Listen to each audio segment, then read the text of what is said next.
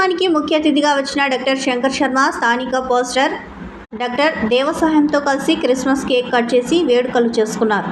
ఈ సందర్భంగా డాక్టర్ శంకర్ శర్మ మాట్లాడుతూ కులాలకు మతాలకు అతీతంగా కర్నూలులో క్రిస్మస్ పండుగను జరుపుకోవాలని కోరారు.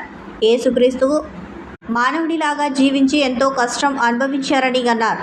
యేసుక్రీస్తు మానవాళికి ప్రేమ, ఆనందం, సహాయం, సేవ చేయడం, మంచి మార్గంలో జీవించాలని బైబిల్ ద్వారా తెలిపారని అన్నారు.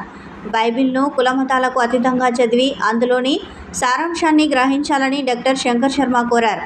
క్రైస్తవులు భారతదేశానికి క్రిస్టియన్ మిషనరీల ద్వారా విద్య, వైద్య సేవలు చేశారని అన్నారు. అందులో భాగంగానే మదర్ తెరిసా భారతదేశానికి వచ్చి ఎంతో సేవ చేసిందని డాక్టర్ శంకర్ శర్మ కొనియాడారు. మానవజాతి ఉన్నన్ని రోజులు క్రైస్తవ బోధనలు ఉంటాయని అన్నారు. ప్రస్తుతం మంచి మార్గంలో నడవకపోవడం వల్లే ప్రపంచంలో యుద్ధాలు, అసహనం, అశాంతి నెలకొందని అన్నారు. మేరీకి యేసుప్రభు జన్మించడం జరిగింది.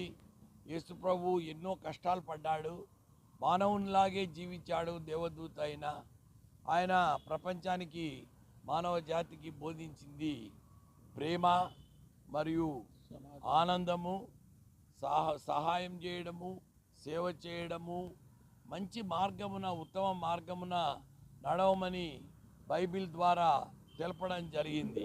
బైబిల్ అనే పవిత్ర గ్రంథాన్ని ప్రతి ఒక్క పౌరుడు మతాలకు, కులాలకు అతీతంగా బైబిల్ చదవాలని, దాంట్లో ఉండే ఉత్తమ సారాంశాన్ని గ్రహించాలని నేను కోరుకుంటున్నాను.